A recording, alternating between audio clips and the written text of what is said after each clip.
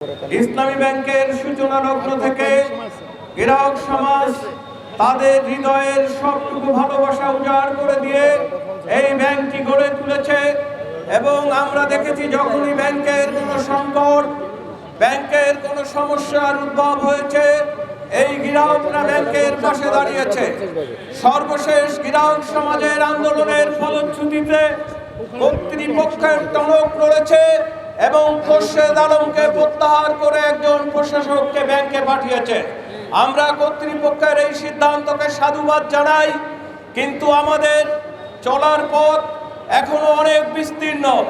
আমরা কেবল চলতে শুরু করেছি, দাবি আদায় না করা পর্যন্ত আমরা ঘরে ফিরব না ইনশাআল্লাহ।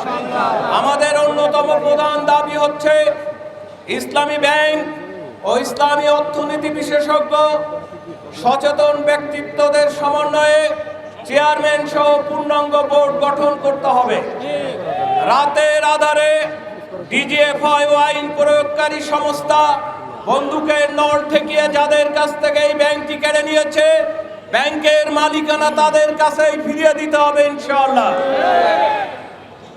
যে ব্যবস্থাপনা পরিচালকের নেতৃত্বে এই ব্যাংকটি স্বল্প সময়ে 40,000 কোটি টাকা বিনিয়োগের ডিপোজিটের প্রবৃদ্ধি ঘটিয়েছে, সেই ওমর ফারুক সাহেব, যার প্রতি গ্রাহকদের অকুণ্ঠ সমর্থন এবং আস্থা রয়েছে, তাকে এই ব্যাংকের ব্যবস্থাপনা পরিচালক হিসাবে ফিরিয়ে আনতে হবে ইনশাআল্লাহ। সবশেষে আমরা এটা বলতে চাই, ইসলামী ব্যাংক 3 কোটি গ্রাহকের ব্যাংক। 3 কোটি গ্রাহকের সাথে দেশের অর্ধেক জনসংখ্যা জড়িত। আপনারা আমাদের আন্দোলনকে ছোট করে দেখবেন না। আজকের গ্রাহক সমাজ 2017 সালের গ্রাহক নয়। জুলাই গণ অভ্যুত্থানের অবিনাশী চেতনায় উজ্জীবিত এই গ্রাহক মণ্ডলী দাবিকে পাশ কাটানোর চেষ্টা করা হলে এই ব্যাংকের আন্দোলন রাজপথের তীব্র গণ আন্দোলনে পরিণত হবে। বাংলাদেশের প্রতিটি শাখা, উপশাখা এবং এজেন্ট আউটলেটে ছড়িয়ে পড়বে।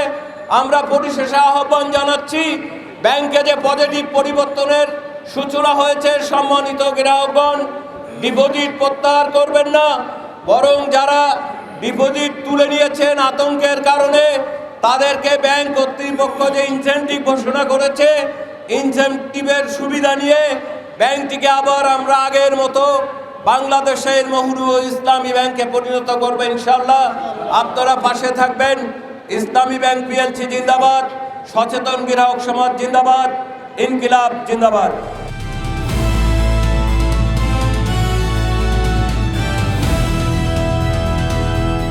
দিনাজপুর টিভি, মানুষের জীবনের কথা বলে।